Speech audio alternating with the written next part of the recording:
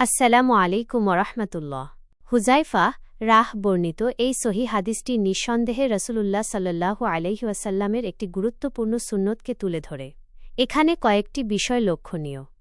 রাতের বেলা উঠতেন, হাদিসটি বিশেষভাবে রাতের বেলা সালাতের জন্য ওঠার কথা উল্লেখ করছে।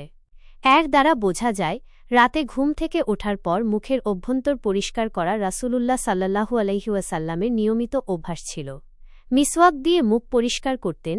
মিসওয়াক মুখের স্বাস্থ্য রক্ষায় এবং রাসূলুল্লাহ সাল্লাল্লাহু আলাইহি ওয়াসাল্লামের একটি প্রিয় সুন্নত। এই হাদিসেও মিসওয়াকের ব্যবহারের গুরুত্ব স্পষ্ট হয়। সালাতের জন্য প্রস্তুতি। রাতে ঘুম থেকে উঠে সালাতের জন্য দাঁড়ানোর আগে মুখ পরিষ্কার করার এই আমল সালাতের পবিত্রতা ও পরিচ্ছন্নতার প্রতি রাসূলুল্লাহ সাল্লাল্লাহু আলাইহি ওয়াসাল্লামের গুরুত্বকেই ইঙ্গিত করে।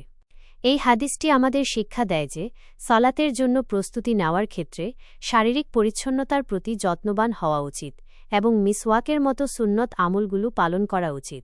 এটি রাসূলুল্লাহ সাল্লাল্লাহু আলাইহি ওয়াসাল্লামের প্রতি আমাদের ভালোবাসা ও আনুগত্যেরই প্রকাশ।